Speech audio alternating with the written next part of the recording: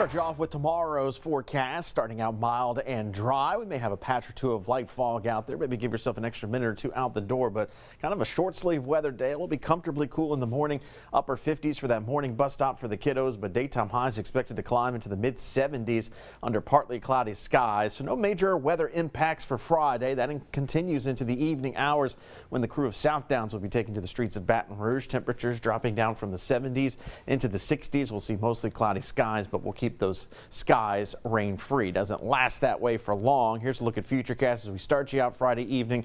It does try to spit out a stray sprinkle or two, but I think for the most part Friday is going to stay mainly dry. And then as we look towards your Saturday, morning starts out dry. We've got some showers trying to approach from the west. Those will start to sweep in as we go towards the late morning and early afternoon. So here we are at noon. This is when Spanish Town is going to be rolling in Baton Rouge. You see a couple of showers around the area. That's why I'm not going to say that the parade's going to be completely dry, but in terms of the threat, it's just going to be a passing shower or two.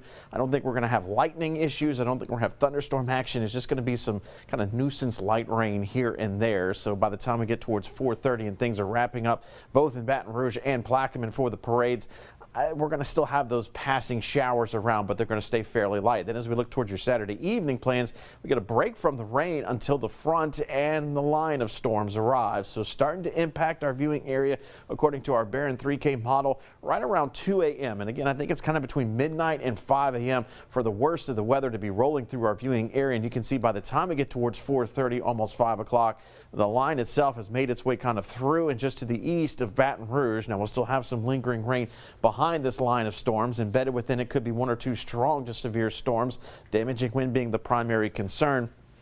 Pockets of heavy rainfall could last to around daybreak on Sunday, and then more or less a few passing light showers as we head late morning into the early afternoon. So those early afternoon parades on Sunday, we still may have a lingering shower or two in the forecast, but I'm not too worried either there about heavy rainfall or the threat for some strong storms. So at least it looks like the rain itself and the storms themselves are going to be able to dodge a lot of the parades that we're going to be dealing with over the weekend. But you look at the amount of rainfall, and you do see some spots over 1 inch of rainfall, but the vast majority kind of still totaling under an inch of rainfall. So that's fairly manageable, meaning we're not going to have as much concern about flooding, but we'll keep that as one of our impacts that we could have here early on Sunday. So these are the three I'd be most concerned about. It would be damaging wind threat, lightning, and then the potential for some nuisance type street flooding, but still fairly low on the threshold in terms of impact and very localized, not expecting widespread issues. Most of us are going to get through the weekend completely unscathed, but at least a moderate risk or concern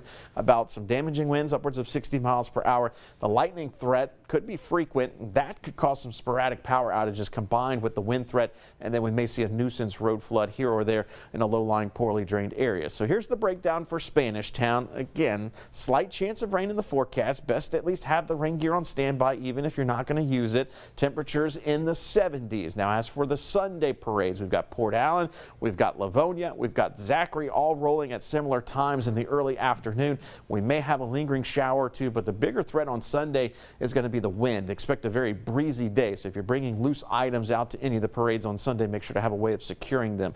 Then as we look towards the evening parade in Plaquemine, the crew of Camogo, you're going to see temperatures in the low 60s, so maybe just a light jacket or a sweatshirt is all you're going to need in terms of enjoying the comfort of that. But then once we get past the weekend into Lundi Gras and Mardi Gras, the weather shapes up to be picture perfect. Very mild air in place both days after some cool morning starts, but daytime highs low 70s on Monday, mid 70s for Mardi Gras Tuesday, and then we're near 80 degrees by Ash Wednesday. So we're talking about a steady warming trend even after our front moves through over the weekend. Still above normal temperatures for morning lows and daytime highs over the next 7 days.